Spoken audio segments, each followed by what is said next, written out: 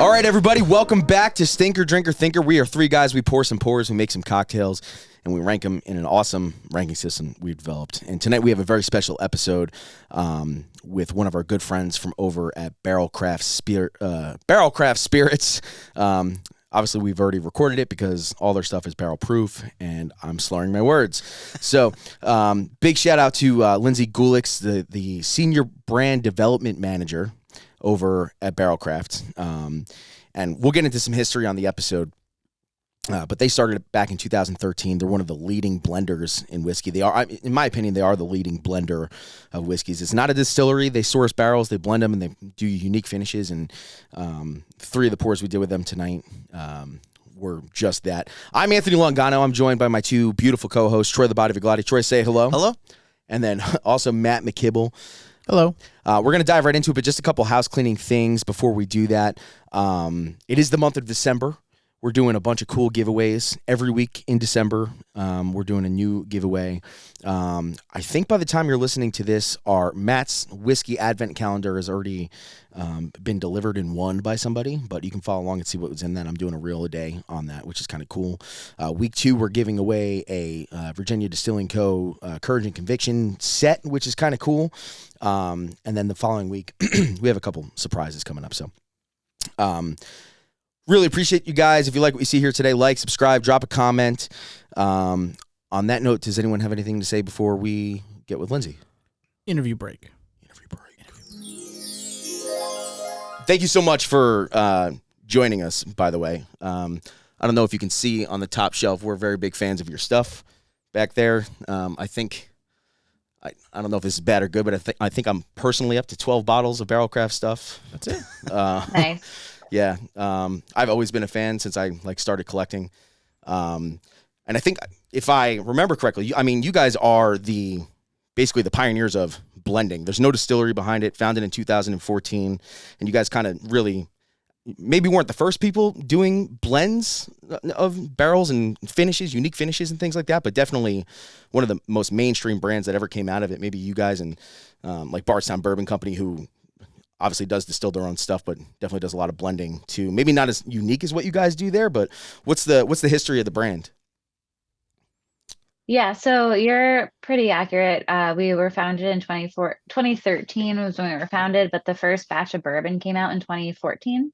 And we're a blender, so we don't do any distilling. So we're not like Bardstown. And what we do is like source barrels. We use about 72 different suppliers from around the world, and we are known for sourcing, blending, and finishing whiskey. So similar to what they do in Scotland. So they were doing it before we were doing it, but I feel like in the US, blending had a bad rap for a long time, like because it was used to like cover flaws. But then like now there's like a whole another like wave of blenders and finishers. I mean, you see a lot of like finished whiskey coming out now, but I feel like we were one of the first people to really start doing it, and we've like perfected the art of blending and finishing now.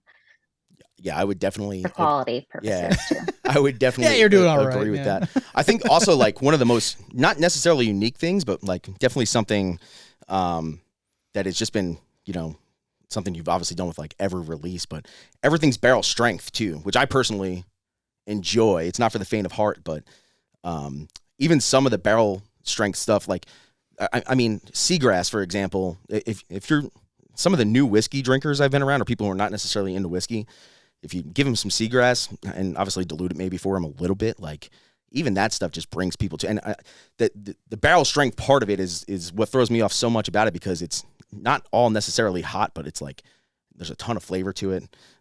Was that one of the staples of the brand that you guys decided early on that everything was going to be barrel strength and that's it?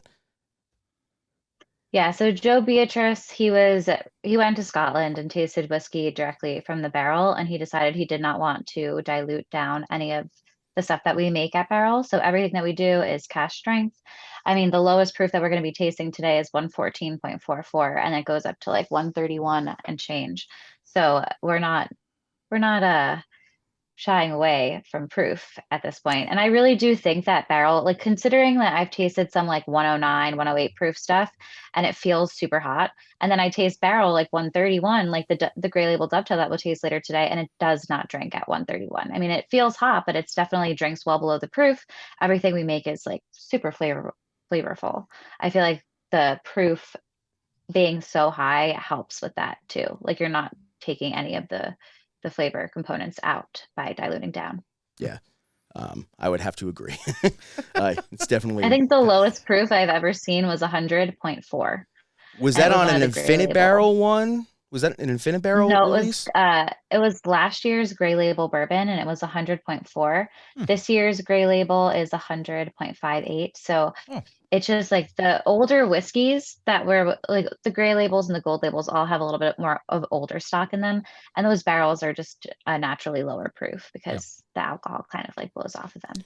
Sure. We'll dive in. I actually want to talk about Gray Label, and we'll do that obviously once we get into Gray Label Dovetail. And I actually have last year's Gray Label bourbon up there as well, and it's delicious. You can see half of it's gone. I try to go light on that stuff just because it's hard to find and it doesn't necessarily, not necessarily cheap, but I think you guys put the right price tag on the bottle. I might be one of the only people who would admit that, but I think the stuff's priced appropriately. Yeah, I mean, it's definitely. I don't know about the Gold end. Label stuff. I haven't tried it, so I can't tell you if it's worth $450. But I never been disappointed.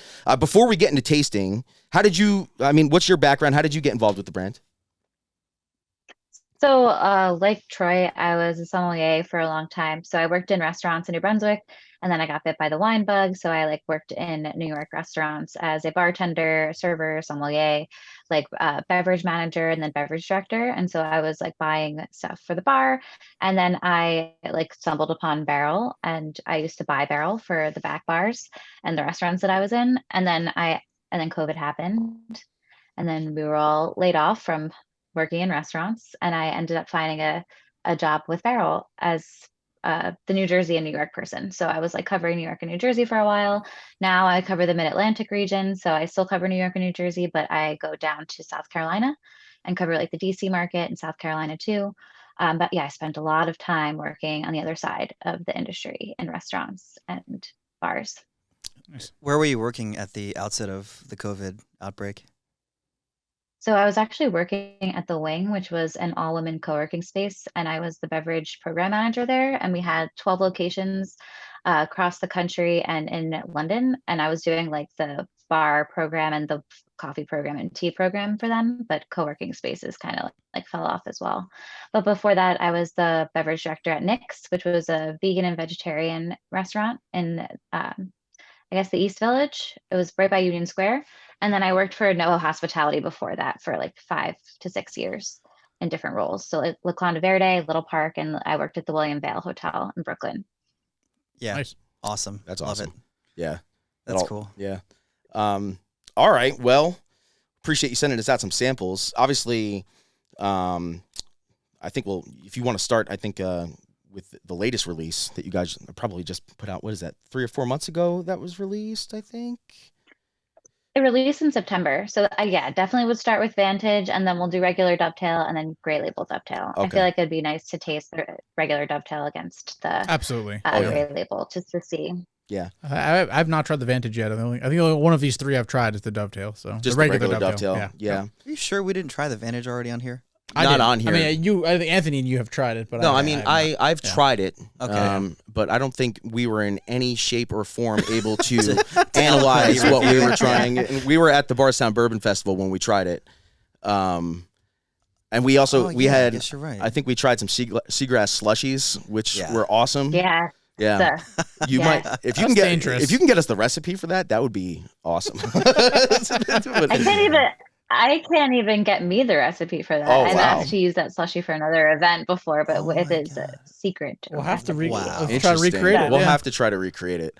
I copied the from Instagram post that they had some of the ingredients, but they were even super secretive of it at the table that we were there. And I literally was just buying bottles. I was like, hey, listen, I just bought a bunch of bottles. You want to give me that seagrass recipe? Yeah. Yeah. And they were like, no. We have to. It's like them Yeah. and KFC. Like the only 2 recipes in the world you can't get. Yeah. All right. Well, let's start with the Vantage. You want to we'll get it popped over here and get it poured. You maybe want to tell us a little bit about it? Sure. So Vantage is a blend of 5 to 16-year-old bourbons from Indiana, Kentucky, and Tennessee. We take a portion of the blend. So it's a blend of 3 separate ingredients, which are like micro blends. So we're blending component blends, and we're putting them in 3 different finishing barrels, essentially, but they're virgin oak. So a portion of the blend is going into virgin toasted American oak, a portion's going into virgin French oak, and then a portion's going into virgin Mizunara, so Japanese oak. It sits in those barrels from anywhere from 2 to 12 months, and we're tasting and pulling out when it's ready, and then we're blending it together.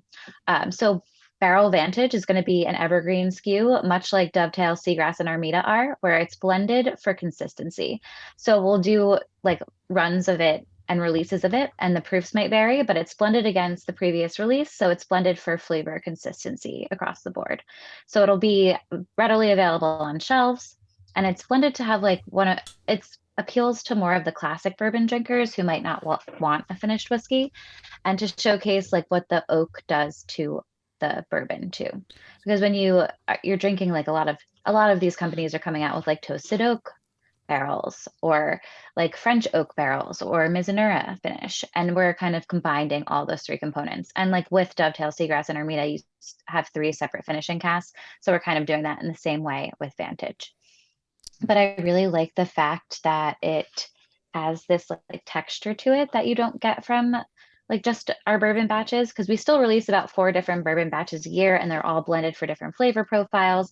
But there's like some nice wood texture and tannin in this, and there's that like creaminess that you get from the toasted oak. There's that like black pepper spice and the vanilla that you get from French oak, and then there's like some nice aromatics that you get from the Mizunara. I think comes out really pretty whiskey. It smells like a wood, like in a good way. It smells like I could smell like a fresh wood board. Yeah, like yeah. And I think you just hit it right on the nose as you were describing it, literally on the nose what I was smelling. Definitely like nutty, but also fresh cut, like maybe even not even like I mean, it's still got some sap in it, type of wet wood type of thing, not necessarily cured barrel stave type of deal. It smells great, and it does definitely have like classic bourbon nose hidden in there, but there's like a freshness, a brightness to it. What is the actual? So I know there's 3. Is there a percentage of, like, what do you know the mash bills of each 3 by chance? Or do they not say that? Or No. Okay. There's no mash bill. We like when we're doing blends, we don't really disclose mash bills because it would be impossible to know what the mash bills are, because we're blended component blends. So for instance, like we might have a blend of 6 to 8-year-old bourbons that we have in a vatting tank or like a tote that we've blended together, and then we're going to put those in that blend into the toasted American oak, and then we'll have a blend of like 8 to 10-year-old bourbons that we're putting in the French oak. Like it depends. Okay, so and it varies about what we're putting in the different barrels. Okay, made to taste. And I just want to make sure I understood you right too, because I think this is very interesting. So obviously it's going to be a regular release type of thing, but you're saying obviously not every release, it's going to be consistent as far as what you're doing, but it could vary in flavor a little bit just because of the component blends you are using, or did I misunderstand you?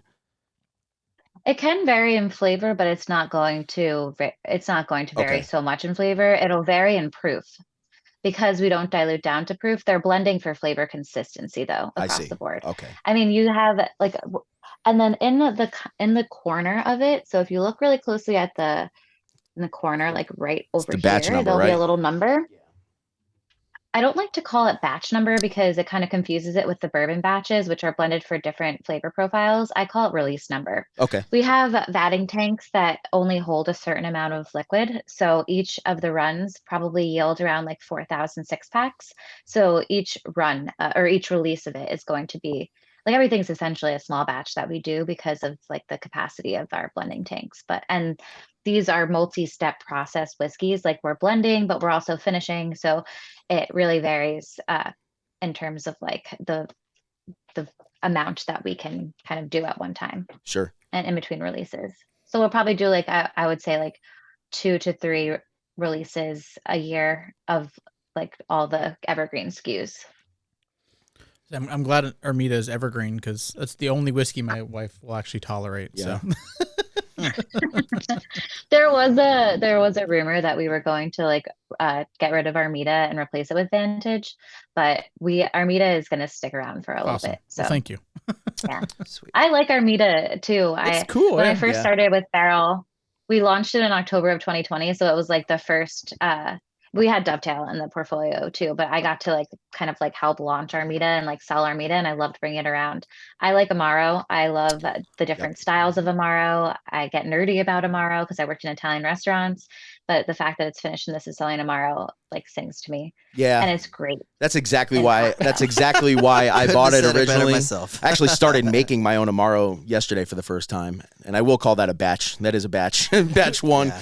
Can we just become an Amaro podcast? We should. I also collect Amaro, and Troy and our good buddy Zach Neiman introduced me to that a few years ago. But that was like the most appealing thing about me getting into Armida was just. Yeah. I don't think I've seen anything really in the whiskey world finished in Amaro casks at all, but. It's definitely unique. And for the people listening out there, if you haven't tried Armida, or if you know somebody, your significant other, who doesn't necessarily like whiskey, it's a no-brainer. Anyone I've ever given it to that doesn't like whiskey usually likes that. So it might be a way for you to sneak some whiskey into some things. I want to start making cocktails with it. It's great with cocktails. Yeah, I think I made an Armida at Manhattan one time, and I don't know. I can't really remember how it tasted, but I want to mess with it. This is delicious. There's just like this bright kind of like nutty bread type of oak thing going on. Obviously, there's tons of oak in here, but it's not too hot at all. What was the proof on this, Mac? 114. It's 114.44. And that's a sweet spot for me, really. It opened up your sinuses a little bit, but not too much. But there's still a ton of. I mean, there's a little bit of burn, but it's like, I don't know. It's definitely not too much, and I could sip this pretty neat. And it's. I mean, it makes you think a little bit too, man. It's pretty complex. You know what's funny is, as much as your bourbon that I have, I think it was batch 28 of just barrel bourbon in general. That bottle didn't stand a chance. Troy, do you remember when we opened that? Yeah. It took like 3 days. That's maybe that. I don't vividly remember that. Well, That's probably I why. wonder why. At I this mean, point. I think if I remember correctly, I think that one sat around 115, 116 too, but or that might have been hotter. I don't know. Yeah. I'm not sure about the proof on that one, but batch 28 was a blend of 10 and 11-year-old barrels that were like blended to be more wood forward and tannic, especially since you told me you like the Gray Label from last year. I feel like you like things that are like a little bit more smoky, a little bit more structured, a little bit more wood forward. Yeah. I feel like 32 this year, that release this year was a little bit more like a classic bourbon, a little bit more wood forward. My favorite batch of bourbon was batch 29 that we released last summer, and it had weeded bourbon in it, and it was like bright, floral, a little bit fresher, complete opposite of 28, which is kind of the beauty of the batches too. I feel like they all are different. 33 right now that we're on, it has like this really nice like orange oil note to it.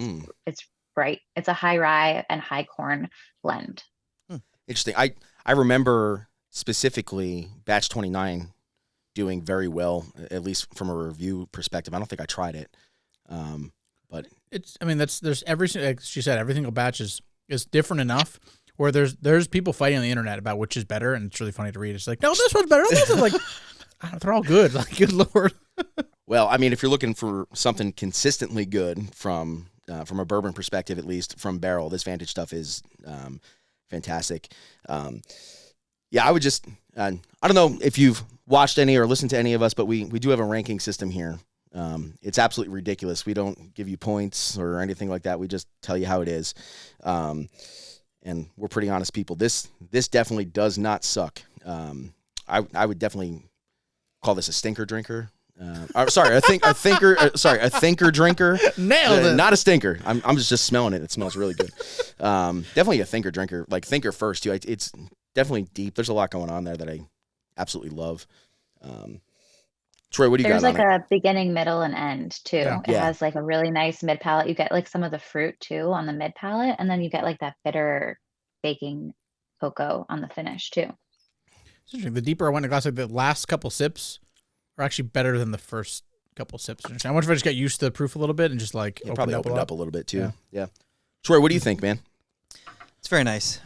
It's got like the finish is very lengthy and kind of reminiscent of some French toast and like powdered sugar or something.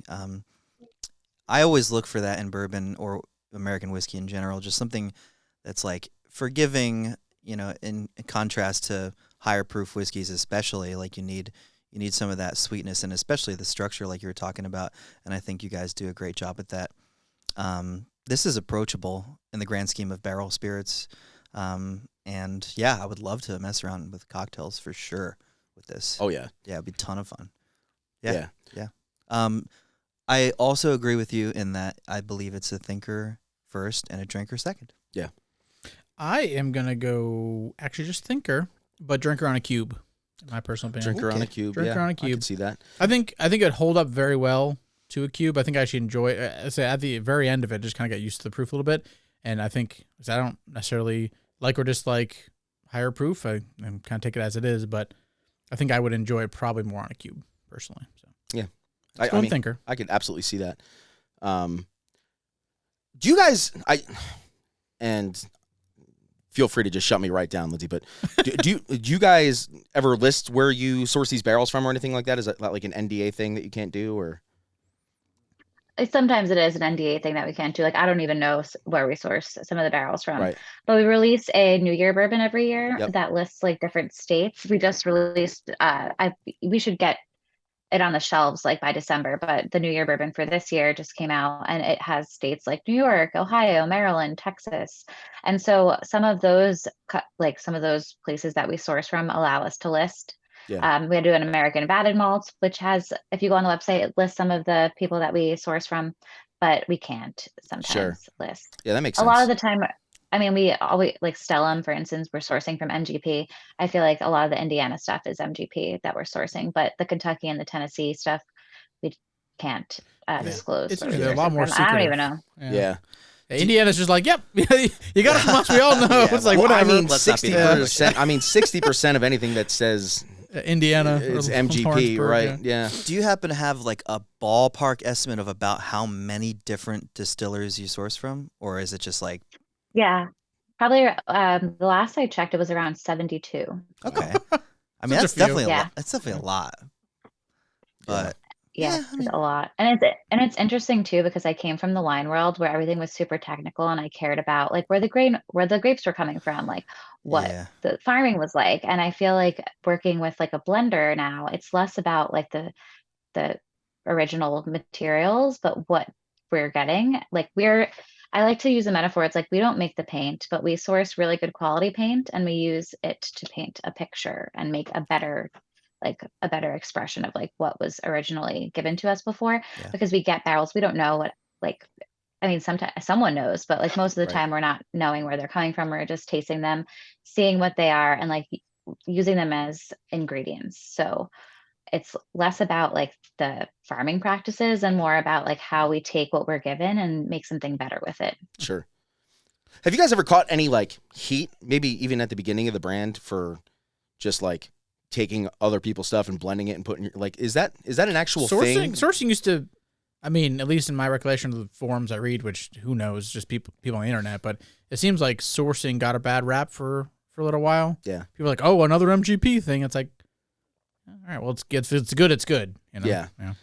I agree, but like I feel like, and just coming again, I mean, I know a sommelier, and obviously, I don't know if Troy told you or not, but him and a local winemaker here are literally opening a winery next year. But like just coming, like, Congrats. yeah, Thank you. but I feel like maybe just hearing a little bit about that industry compared, I mean, like almost everyone's doing something with sourcing, especially as like a virgin brand type of thing.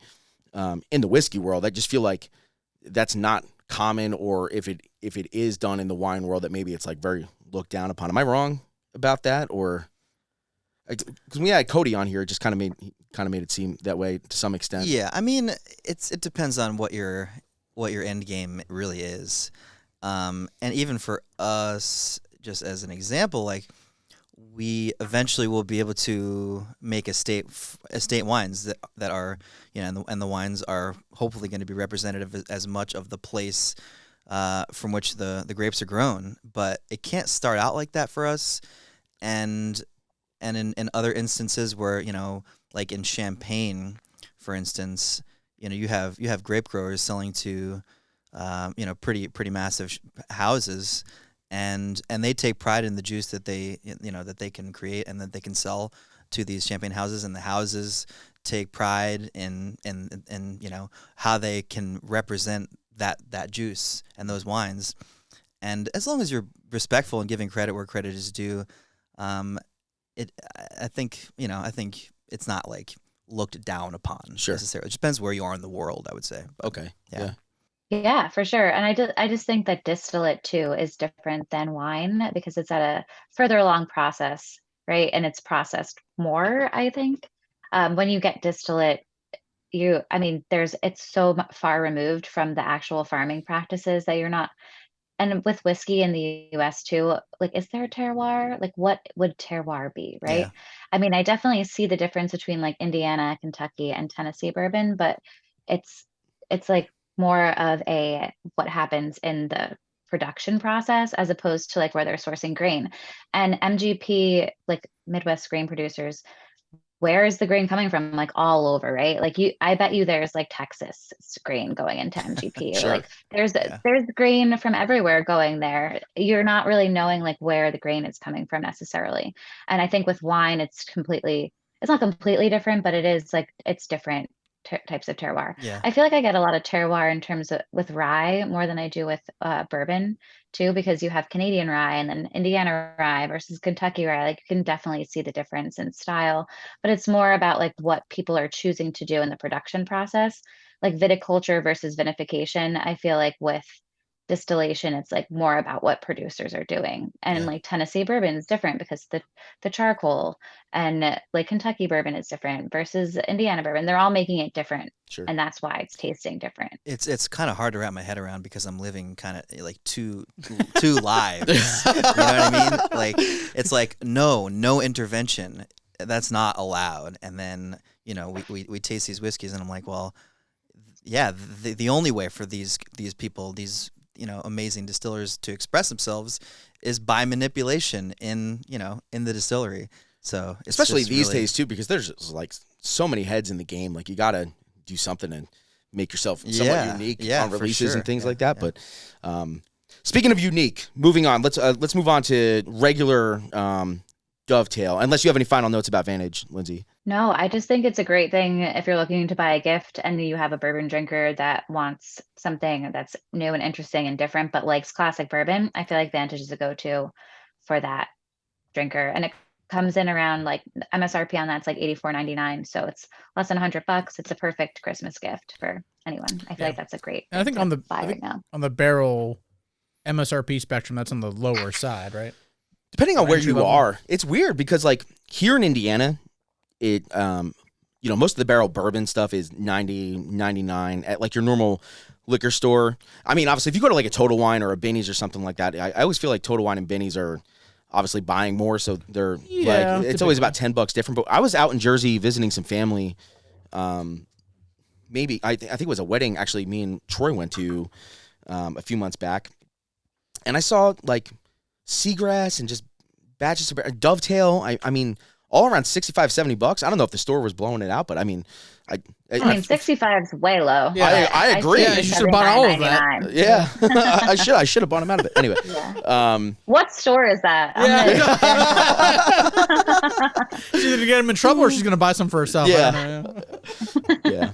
No, right. I see them around $79.99 in New Jersey a lot too, because I mean, there's different laws in different states. Like every state has a different law, so it depends on like how it works. I'm not really clear about how it works in Indiana, so I think they just do whatever they want. Everything's overpriced. There's they like to hide stuff from you.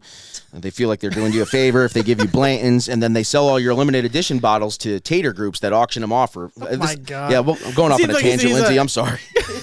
No, that's okay. I feel you. He's getting real personal over here. Yeah. All right. Well, tell us a little bit about Dovetail. This is a pretty, I would say, almost experimental kind of, at least unique finish on here, it looks like. So Dovetail was our first finished whiskey that became an evergreen SKU. So we launched the first release of Dovetail in 2018. It's a blend of Tennessee bourbon and Indiana light whiskey that we're blending, and we're taking a component and putting it into Dunn Vineyards Napa Valley Cabernet barrels. So they're French oak barrels that were used by Dunn. And then we're putting a portion into blackstrap molasses rum casks, and then a portion is going into late bottle vintage port pipes. So definitely richer style finishes. Mm. I feel like Dovetail to me has like this really nice opulence in terms of like, but like a sweetness, but in terms of sweetness, it's not coming from like fruits, more coming from like confectionery notes, like Real sugary. frosting, Yeah. burnt sugar, molasses, like creme brulee. I definitely get like a frosting thing on the nose. I feel like the rum is way more potent than I normally get. It in is. this, So what's Dovetail classically comes in over like 120 proof. I think mine is 124.7. I thought that was I don't know what your 3. proof is. Smells hot.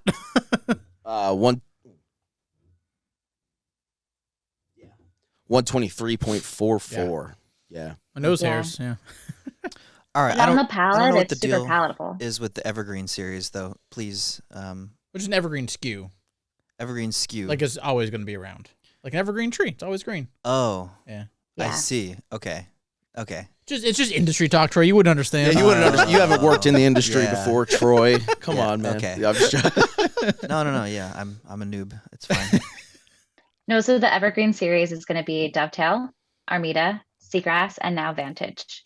And those are blended for consistency. So the proofs might vary, but they're always going to be available. We're always going to be blending them for consistency in terms of flavor profile.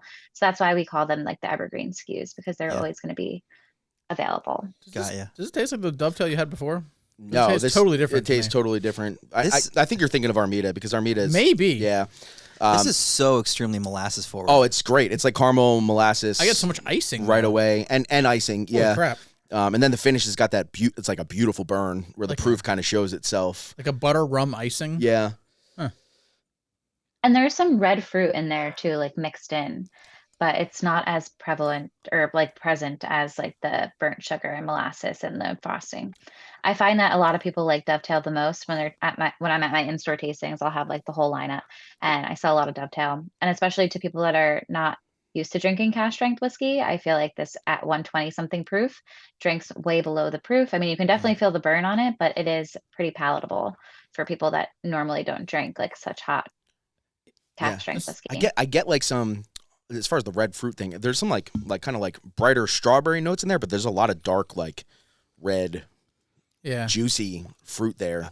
It's kind of hidden underneath. It's almost like I don't know, it's almost like a strawberry molasses cake. I don't know, it's I feel like if you delicious. like rum or vodka, you actually will like this a lot. well, I don't know love why. rum cake. I don't know why. I just get I get like vanilla vodka. That's a weird thing, but like I don't mean to Yeah. get off topic, Lindsay, but you guys also blend a rum too from, I think it's Caribbean rum casks the that you purple guys and source. gold one or whatever. I have never been able to see it in the wild. I how many releases of that is there? And is that like a territorial thing? Because I would absolutely, if I saw it, I'd probably buy as many of it as I could. We love rum here too. I feel like Benny's might have picked a rum barrel. So we did we do have a different series. So we have single barrels of bourbon and rye, but obviously we're a blender, so they're source barrels. So those exist because as we're building for our batch bourbon, they'll pull out the barrels that taste good on their own and kind of create a series of single barrels that will sell as store picks or distributor picks, and That's those interesting. end up on shelves. But then we do a private release program. So private release whiskey is going to be a blend of light whiskeys that are finished in a finishing cask like one. So there might be a blend of Indiana and Kentucky whiskeys that are finished in Calvados casks or cognac or Armagnac, and they yield around like 160 or so bottles. And then we do a private release of bourbon, which is a blend of different bourbons that are from 5 different age statements, or 4 different age statements, but Indiana, Kentucky, and Tennessee bourbon, and each blend is different, and it's married in one barrel. So it's also about 160 or so bottles.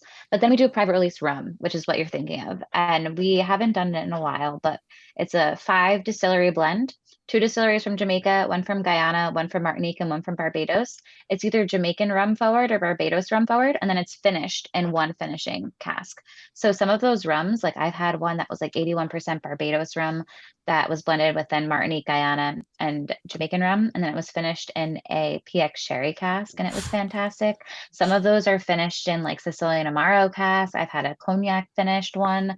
I've had a Armagnac finished one, a Calvados finished one. They're fantastic. But those like MSRP, like 99 to 109 on the shelf. So, and they're like coming in over 130 proof. A lot of them Oh are. my God, that sounds like a They're dream. fantastic. I'm so happy to hear that you got to try all of Me them. too. Yeah. Somebody Yeah. has. Very jealous. Yeah, I don't think Oh, I've ever fuck. seen one in the. I didn't realize it was a private release program. I thought maybe it was just like a limited release that you guys did every now and then. I would absolutely love to get my.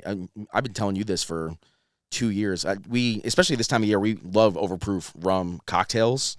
We do it often. But yeah, that. I don't know. I have a lot of your stuff. I would love to add that. I'll be at Binny's in a couple weeks. Yeah, so if you, maybe I'll look around. I don't know when you guys are bottling that up for them, but if you're going to be at Binny's in a few weeks, I would, if you keep your eyes out for me, I would absolutely love to have that. All right, back to the actual whiskey. Sorry to get off on a tangent. I definitely wanted to ask you about that though. Oh yeah. Yeah, this is not like. I mean, obviously, this is like whiskey, right? But it's dessert whiskey, but also not for the faint of heart. Like it's not like if you have a sweet tooth, it's not. Like it doesn't taste like dessert. It's not, cookie dough whiskey or whatever. Peanut butter whiskey. I know a lot of people think that when you hear dessert whiskeys, but I don't know. It's super pleasant. It's a journey, just like most of the finished stuff you guys have. We do like a March Madness bracket on here, and last year Seagrass 16 Gray Label Seagrass made it. I think what was it had to be number 2. I think it was definitely Final Four. It lost to it lost to a Balcones store pick, which I still think is What? I know. We were in shock too. We didn't want it to win. It was a Total Wine Kentucky store pick. Yeah, Single malt, and it was absolutely incredible. And that shit's like a total unicorn bottle. That's the only one. It's the only one that tastes like. But Seagrass, I just remember like. At least the first time we ever had the Gray Label one, it was such a journey. And then like you drink something like this, which is a normal release for you guys. Dovetail is on the shelves. Like I'm so excited to try the Gray Label version because this is literally a journey in a glass too. It's 4 or 5 different phases that you go through, and then finally maybe you get a little bit of the, oh wait, this is alcohol. There's burn here type of thing, but it's not like unpleasant whatsoever. This is like an all day thinker to me. I would absolutely enjoy just sitting back on this for a while. Yeah. Save a little in your glass. We'll have to compare. Yeah, I'm definitely going to save a little bit. But yeah, I think if you like rum a lot, or if like you're a rum drinker, I think this is like the perfect whiskey for you. Really, I get at least this particular bottle. I just get so much rum that it's almost like caught me off guard. So yeah, I'm probably going to go thinker. And if you're a rum drinker, then it's a drinker. There you go. Troy. I'm gonna go thinker drinker again because tell me, Troy. Tell me why. I'm going to, but you have to think about it first. I had to think about it first. Okay. Yeah, I mean, hence the order here. It's like that candy sort of thing I was talking about in either the last podcast episode or the one before it, where it's like when you're a little kid and the things that excite you the most obviously are like, frosting and candy and like the confectionery thing that you were talking about. And this has, the fruit is there. I'm not convinced it's red fruit.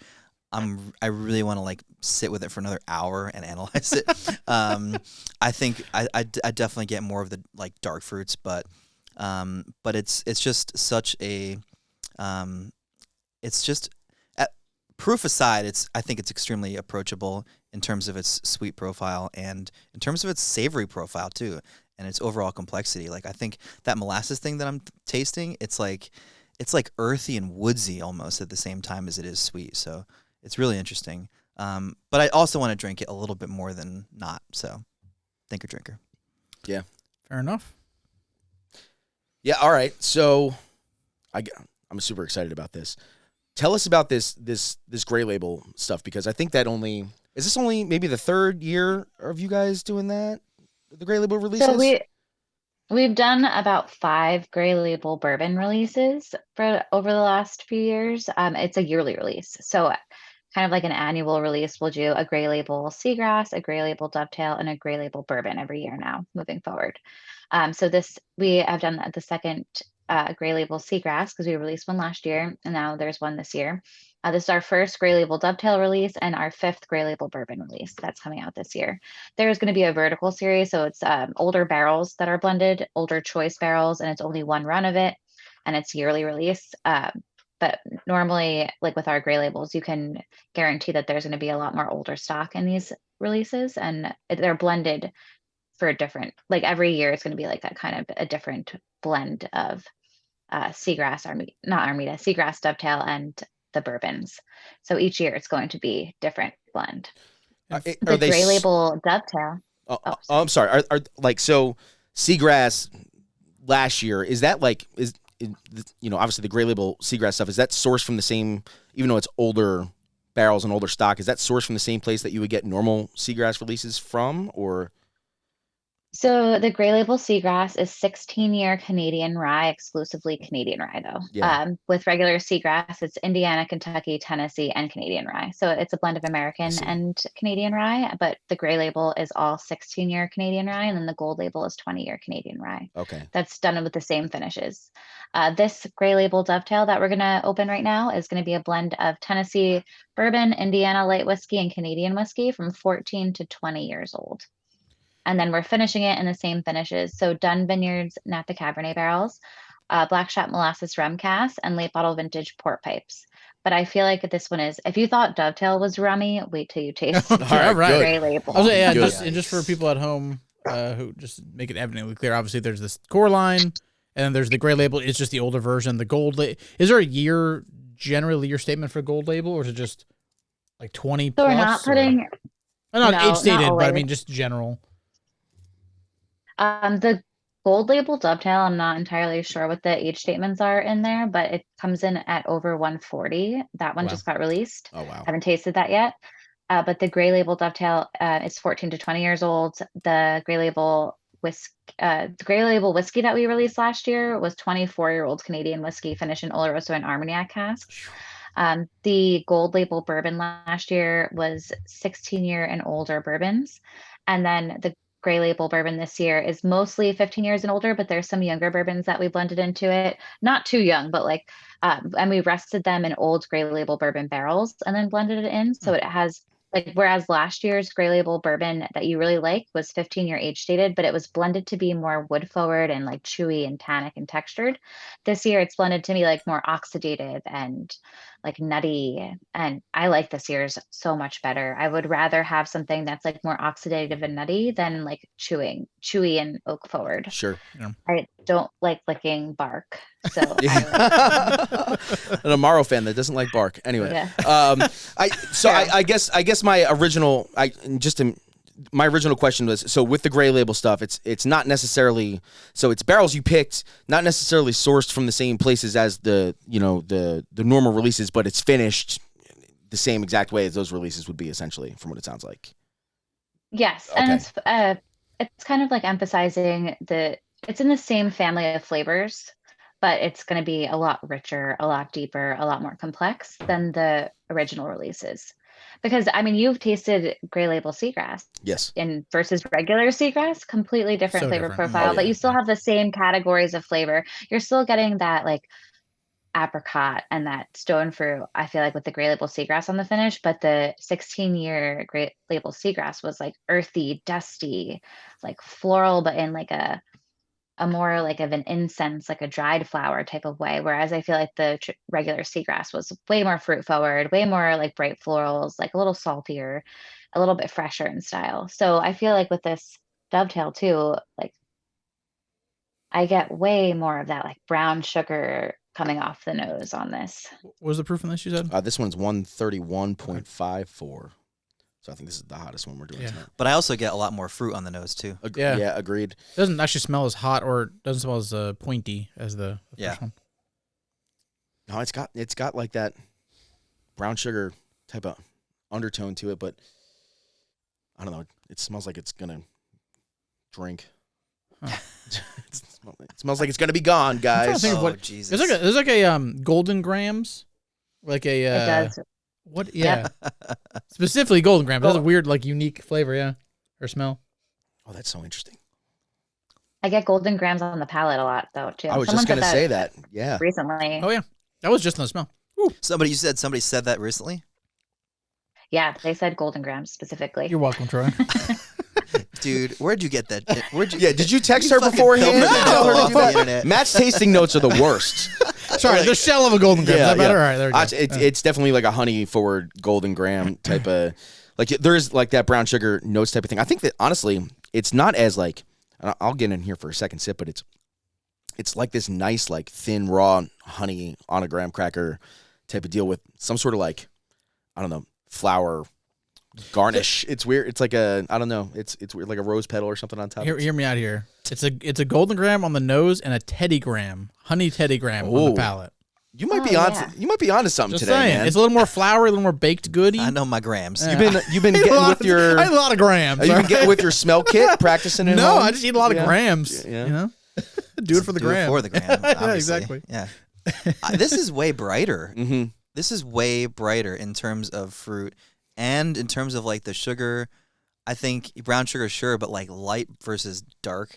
I'm very hyper aware of these sugar characteristics because of like I have been making syrups for cocktails constantly the last couple of weeks, ranging from like light to super fucking dark, like molasses forward. So it's just really interesting how it all comes together, and it's this is like, it's like candied citrus at the same time as it is that, you know, just lighter brown sugar and like stone fruit and just fucking amazing. Yeah, it is really. I like this significantly more than the regular Dovetail. Me too. It's just more complex. It really is.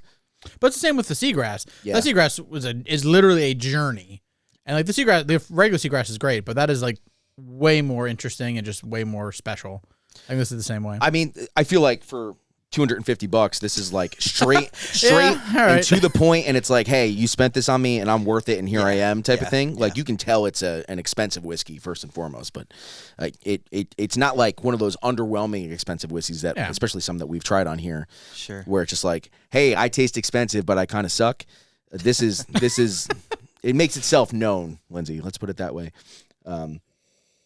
It just got 96 points in Wine Enthusiast Makes as well. sense. I feel like it's one of the best things we put into bottle, It's really good. like ever. It is. I mean, it is. Although it is rummy, it is definitely much more of that. Not spiced rum, but it is that kind of more just sugary rum, but not like too sweet. It is way more approachable than I would think. Like more like a clear rum when I get like the regular Dovetail. I think it's just a lot less astringent and just The regular Dovetail kind of reminded me, and this is fresh on the brain because I'm working on this cocktail right now where I almond butter washed plantation overproof rum. So I've been drinking a lot of Overtooth. It tastes fucking great. I bet. So call me a psycho once you drink my drink. Well, it doesn't mean that's not a bad thing. Well, yeah, but it's I don't know. It's a pumpkin spice latte Mai Tai type of thing I'm making. All right, now you're a psycho. Yeah, yeah. But so It will sell. Yeah, it would. Yep. It would. But I'm almond butter washing. But I've been drinking a ton of the plantation overproof, just like trying to.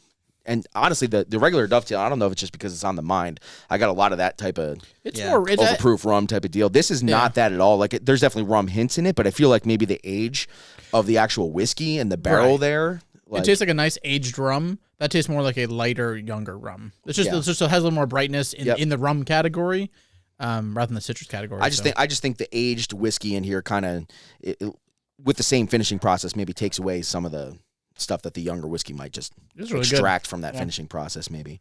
But definitely enjoyable. Lindsay, what's your favorite release that you guys have? Oh, that's such a hard question. Your everyday drinker. If you were just sitting there and you wanted to pour yourself something, what would it be? Probably Stellum Rye. Yeah. Interesting.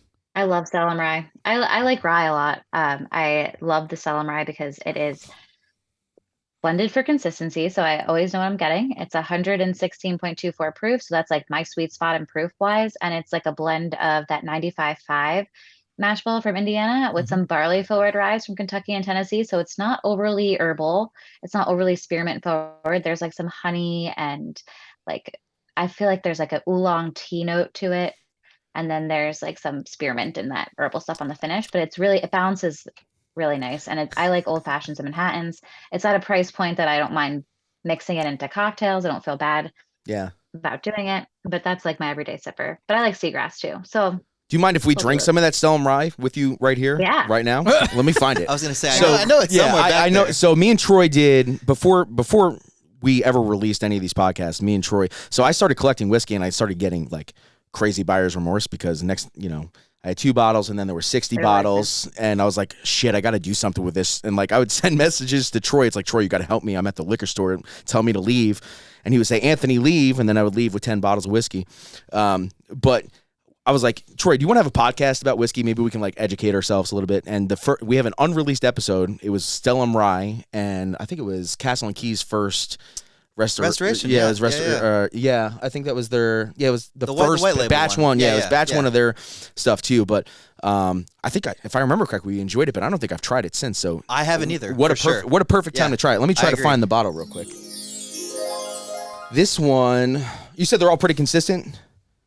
So Stellum is a lot simpler than Barrel. It's just we have blends of straight rye, blends of straight bourbons, and then we do single barrel rye, single barrel bourbon, but the single barrels are all going to be MGP around 5 years. And the Stellum bourbon and Stellum rye are going to be blended for consistency and flavor profile. So that's always going to be the same proof, the same flavor profile. And then we have Stellum Specialty, the black label stuff, and we'll release about 2 to 3 a year of those. And those are just specialty blends. So we have the Equinox bourbon, the Fibonacci rye, and then we're coming out right now with Hunter's Moon bourbon and the Lone Cypress rye. And those will be released probably in the next month or so. But those are about half the size of a barrel bourbon batch, and we're blending in like choice barrels into those specialty blends. But the Stellum rye is consistent. The one that you're drinking right now, always 116.24 proof, mostly 95.5 rye from Indiana, blended with barley forward rye from Kentucky and Tennessee, about 4 to 10 years old. That are the stuff that's going into the blend. Do you have a teleprompter there? You're like, yeah, it's like, Oh yeah, I was thinking this. Her back wall's just all pictures of it with mash bills. And Oh boy. No, I say this stuff like about 20 million times a week. yeah, I bet. Sorry. Yeah. I mean, it smells. No, it's delicious. the season. When did Barrell start doing Stellum? When was the first release? We launched it last year. Yeah. Okay. I would say probably in this late springtime last year. What is the mint in a Girl Scout cookie? That's the Thin Mint then cookie? what is that? It's mint. What do you mean? I What think is it? Like, is it spearmint. type? Is Oh, it no, Is it spearmint? peppermint? Yeah. peppermint? It might be peppermint. I get more of. And I think I it's think- peppermint. I get more peppermint than spearmint. So Lindsay, I'll tell you, Matt hates rye. We'd have to. Yeah. Yeah, he also like specifically hates MGP minty What? forward I've rye. never said that. You should hear what he says when we turn the Oh cameras my off about God. rye. It's terrible, but Literally. That's okay. You can be honest here. It's a safe space. I always know. am. But it's funny because whenever we do blind tastings, Matt loves rye. He just I doesn't. just don't like rye. Yeah. Just kidding. Not a fan of But admitting that's it. the beauty of everyone's palate, right? And that's the beauty of what we do at Barrel too, because there's something for everyone. And like you loved batch 28, I did not like batch 28. Really. But everyone loved batch 28, but I like other batches that sometimes some people don't like. Some people don't like Dovetail because it's too confectionery, and some people love Dovetail. Like Armida, probably the most divisive one of our SKUs, and you guys all love it. Yeah, it's and great. I feel like a lot of people that are in the industry, like bartenders and somms and people like that, they love Armida, but I feel like classic bourbon drinkers are like disappointed. I in can it see sometimes. that. I mean, I can see that like completely as someone who just like, and I obviously I drink a lot of neat bourbon and or just whiskey in general is first choice for me, but I'm also really into cocktails and I mean, basically anything but vodka. If it has an alcohol content, I usually enjoy it. I can definitely see the whiskey snob being offended by Armida. Yeah, I mean, it's meant to be something you're trying and you're like, I don't know, you're not experimenting with, but like you're trying to just try something that's unique and like expand your palate. It's not meant to, all right, I'm going to grab something to drink. Like, all right, grab whiskey off the shelf, whatever. Like, I just want bourbon. Like, you really got to, they're meant to be thinkers in a way. They're meant to like explore. Sure. So, yeah. Is that why you guys thought about maybe cutting part of that, or not thought about it, but you mentioned rumors of Armida going away? Was it because it wasn't appealing to the whiskey enthusiast, or because I'll tell you, you should not do that. It's a gateway we all drug. fought to keep it. Yeah. We all fought to keep Armida. I mean, I feel like we just have a lot of different releases that are out too. So a lot of different SKUs. Sure. It's like hard to keep up with us, but I feel like that's also what we're known for, is like coming out with something new all the time too. I was going to ask about the private release and the single barrels, because I mean every store you go to has some sort of store pick Barrell Craft bourbon or a rye or something, but like that makes a ton of sense. Like the better barrels that don't go into, you know, these batches of, you know, these core releases, getting them sold off as single barrels. I think that's pretty cool. Do you guys ever, like, in that single barrel program, do you guys ever finish anything for a store if they ask, or is it just, here's this barrel that you can put our name on it and put your name on it and it's yours type of thing? Or So we don't finish any of the bourbons that we're selling as single barrels, but we do the private release whiskey program that I was talking about, which is a store pick of a finished whiskey.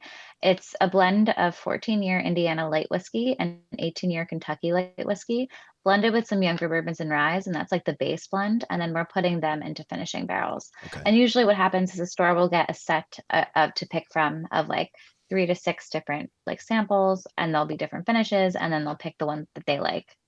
And sometimes before COVID happened, we used to welcome people down to Kentucky, and they used to be able to like select them in Kentucky and like taste through at the facility. But during COVID, we stopped bringing people down there. And now we're just like, we're opening a new facility, hopefully next year sometime, like in the spring, where it's like going to be a bigger facility. But right now we outgrew our facility in Kentucky and Louisville right now, and we can't really have other people come down to pick because it's just dangerous. There's forklifts going around. Yeah, sure. There's no room. Well, hopefully that's done someday. There's no room to host. Stop Are by. you guys thinking about putting like a visitor center type of thing, gift shop, tasting room type of deal in the new place, or? I mean, I hope so. I don't know if there's going to be like a gift shop per se, but there's like talks of like having like a speakeasy type bar in there, and That'd like be awesome. inviting people in and stuff to see. Yeah. So hopefully that happens, but I can't make any promises. I don't know exactly what the plans are yet. Sure. It's not built out completely yet. Do you know where in Louisville it's going to be type of thing, or no? It'd be, there's like that nice strip kind of like in the Nulu area over there. Where everyone else is? Well, I mean, there's not where everyone. No, I'm not talking about Whiskey Row. No, okay. Like I'm talking. You know, it's about 5 miles like southeast of there, and there's a whole. I mean, you know, Nulu is there, or whatever, Preservation Spirits or whatever they're called. Prohibition Spirits. Prohibition Spirits, yeah. But like, there's a whole strip of bars and pubs and speakeasies. Me and Troy went to one of the speakeasies over there. I mean, that would be a cool spot to put that in. There's a bunch of nightlife there, especially if you're going to do like a speakeasy type vibe. Anyway, I will leave my business. I still think it's in the industrial area, to be honest, because we're still blending in that facility. So it's probably in the industrial area. Okay. But I'm not entirely certain. It's definitely not by the strip of bars and restaurants, though. Okay. How often do you get to make it out there? This year I went twice. So probably like 2 to 3 times a year, go down to Kentucky. Nice. We're going to go in January for a sales team meeting because we just hired a bunch of new people around the country. So our sales team went from like 8 people when I started, I think, maybe even less. And now we're at like 13, 14 people. So Awesome. Yeah, so I'm seeing the brand everywhere I go. So definitely doing something right over there. that's great. Yeah. Yeah. I mean, at least here, is it? That's Steph. Is there states that you guys aren't available in, or? I think we're in every state but Hawaii right now. Okay. But certain states, like control states, are difficult to get all the SKUs in. But we have some items in at least 49 states. Yeah, if I don't see Barrell, I see Stellum or I see whatever. Right. But yeah. Yep. Stellum's not in as many states yet, but almost. Yep. Well, Stellum is delicious because I just finished all mine before we even got a chance to talk about it. Yeah. Typical What do rye. you guys think of the rye? I think it's beautiful. It's bright. It does have like just a bit of the spearmint thing going on, but it's still well balanced and bold. The proof is not. I mean, for as high proof as that bottle is compared to normal everyday drinker ryes, I don't think it's too hot or offensive. I can definitely see making some kick-ass cocktails with it, but I would also think I would just to me that's like a spring porch time of year, like sitting on your porch during spring when the weather's like turning from winter, everything's defrosting. I could have a glass or 5 of those on the porch. Definitely. It's not my palate. It's a drinker, man. It's not like overly complex or giving me a bunch to think about. I just think it's a good everyday drinker rye for sure. I agree. At a good price point too. I think I'm still, despite it not being, I think for me, I think I'd still would call it a drinker. I think I still enjoy it enough to respect it, and I think I absolutely would use it in cocktails. This is going to be the weirdest. It's not an analogy. I don't know. It's not tasting. I don't know what I'm going. But to me, it tastes like you made. This doesn't even exist. But a apple juice mojito, and then whatever's left over. It's like appley and minty. That's what I get. So here we go. The terrible fucking tasting notes are back. I had to This throw is a what bad we're one used there. to, Lindsay. Just ridiculous I'll stuff. have an apple juice I like mojito. it. An apple juice mojito. Yep, that's that's like what it. they make my Barkeep. daughter at the Yep. VFW. Jesus. You know what I want. Yeah. Well, there you go. It's still a drinker. Like a virgin apple Yeah, juice. there you go. Right, yeah, of Yeah. course. It better be Yeah. a virgin one. Like, for Yeah. my kid, that'd be. Woo. Anyway. Hey, Lindsay, thank you so much for joining us and sending us samples. Greatly appreciate your time too. Yeah. What's moving forward? Is there anything besides the New Year release that you guys are doing? Which I think I just saw that drop on Instagram maybe yesterday. Listeners, viewers out there, we're filming this like 2 days before Thanksgiving. I think it's coming out first or second week of December. So Yeah. the news of that bottle probably hit. But is there anything else in store that you needed to, or that you would like to tell us about or promote while we have you? Sure. So we have the New Year bourbon coming out. That'll be released. We're gonna have the Gold Label Dovetail. So we tasted the Gray Label and the regular today. We have Gold Label coming out. That's gonna be older whiskeys that are gonna be finished in the same Dovetail finishes, but it's 104 over 140 proof. So that Over should be really 140. special. Yeah. That sounds Yeah. awesome. 140 is barely the over, max. but Like the Coy Hill from Jack was 140. Is that like hazmat level proof? Yeah, after 140 is technically hazmat, I guess. That's but- awesome. I mean, some of the Good Coy Hills are fucking- 145. I'm here so- for it, man. Let's do it. That sounds great. Yeah. Okay. What else? that's fun. The Gold Label bourbon's coming out. That's going to be done the same way that we did it last year. Older barrels that are spent some time in toasted oak, but a little bit richer on the palate. We also have the 2 new Stellum specialty blends coming out. So we have Stellum bourbon, the Hunter's Moon. It was blended under the Hunter's Moon in October. And then we have the Lone Cypress rye, Stellum specialty rye. So those followed the Equinox and the Fibonacci. So those are about 45 different barrels worth of juice. Those yield about 600 cases. So very small releases of those. You'll get a few bottles on the shelf in a store, give or take, but those are always exceptional. Like the Equinox bourbon that came out from Stellum was one of my favorite bourbons that we released so far since I've worked for the company. So All right. those are really cool to get. And those come in at 99-ish price point. Maybe we should get back into the Stellum stuff a little bit more, huh? I feel like we went I'm hard. open to it. Like when Yeah. we first got, like we bought every single bottle, and we're like, all right, we bought too many. We have to expand our. Well, that's what I did with Barrel too, man. That's what I'm saying, Obviously, I think there wasn't like a 3-week period where I did not buy a bottle of Yeah. Barrel every day. True. It's true. Yeah. I think I hit Nice. Lindsay. I hit you up like right in the midst of that chaos. I was like, Chaos. because I think you posted a story, and I'm like, no fucking way. She's working for them, and I knew it was, this conversation had to happen. Yeah, and seriously, thank you again for joining us No and sending problem. the samples and stuff like that too. That's all very good. So I'm like super Yeah, excited. I too. honestly Yeah. feel really lucky to work for Barrel because the stuff that we come out with is great quality stuff and it is always interesting and we're always coming out with new items. And you said it looks like I was reading from the teleprompter, but it's because I actually like care about the brand and I love what we're doing with the brand. It's easy That's awesome. Yeah. Hell to yeah. be able to Well, talk about it shows. Obviously, you're super knowledgeable about what you do, but like you can tell the compassion is there too. So, yeah, that's awesome. I mean, the product speaks for itself on the palate too. It's Yeah. like good. It's nice when you can care about a product, and then you're like, all right, just even if you don't believe me, just try it, and then like, oh, okay, all right. Yeah, I'm trying to think if I have a bad bottle up there. We're We're gonna have to taste them all later. All right. Yeah, we will.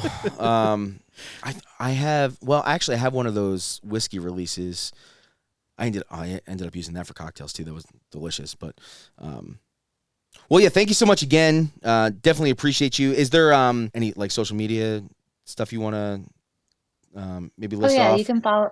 Yeah. Yeah, you can follow us at Barrel Bourbon on Instagram. We're on TikTok. We're on Facebook. Barrel with 2 L's, by the way. And then at Stellum Spirits as well on all those. Where does the double L come from? Great question. Okay, so it's because of like when you Google barrel, sometimes people misspell it and put the 2 L's. It's like Joe Beatrice used to work in like advertising. It's a and, YouTube like, keyword thing. It's an algorithm beat thing. That's exact. I mean, that's so I think smart. it's an algorithm thing. It is. It's so But- smart. It's the same thing on YouTube. If you Yeah. post a video on It's called YouTube, Barrel. Yeah. people spell like more videos gets hit because people spell stuff wrong. So like you spell stuff wrong in your YouTube video keys and everyone watches your video. It's so dumb, but it worked for you guys, obviously. That can't be the reason. But I think that is the reason. I love But it. I also think that like barrel, we finish in multiple different barrels. We're sourcing barrels. Like it's a way, we can't call it barrel with one L. Like that would have not been okay. Right. There's Yeah. probably other copywritten things that are called barrel, Yeah. right? Yeah. I have to imagine, So- or even just like, Because I don't know. yeah. Yeah. I mean, it makes All right, sense. fuck 'cause it. if you look at it, it's like if it just says one L, it's just like barrel bourbon. Like, well, yeah, that's how that works. Troy, Like- Troy will also back me up on this. I can tell you for a fact that I've spelled barrel with one R and two L's 100 times at the very least. So I think that's a very good. You are reason the to name- algorithm. Yeah, I am the Congratulations. algorithm. Yeah, he named the company after me. There you go. You know, but This guy. Lindsay, I'm sorry, but whether or not you've listened to our podcast, you have to yodel with us because What? you heard me. You fucking heard me. we do a thing. We do a thing at every end And of this every I don't know how to episode. yodel. Well, So- neither did I. And then on the first episode, the one that we were talking about, where we tasted Stellum that never aired, I don't know what came over me, but as we were wrapping up, I just decided to yodel. And Matt's wife heard it and was like, "You have to yodel at the end of every episode now." And And it's 74 so- episodes later. 74 it's episodes so later. fucking awful. Yeah, But we always It's make our really guests easy. do it. It's really easy. Yeah. It's just a yodelay hee hoo. yeah, It's very Okay. simple, and Well, we can all do it together. we'll do it in unison. Yeah, And there's probably going to be a delay. and it's gonna be funny. it's all right. Yeah. But are you ready? Are you okay? You good? Just It's yodelay. yodelay hee Yeah. hoo. But from the heart. Yeah. Okay. If you're Yeah. feeling Just free, feel it. If you're Yeah. feeling Yeah. free Oh as my Troy God, I'm says. nervous now. I You don't know. have to be so nervous. yeah, Nothing we to be all are. nervous about. Always. Yeah. I mean, no, nothing to be nervous about. Ready? One. Three. Oh, I was gonna start. Oh, Okay. you do it. Oh, 3, 2, 1. Yodelay. Fucking A right.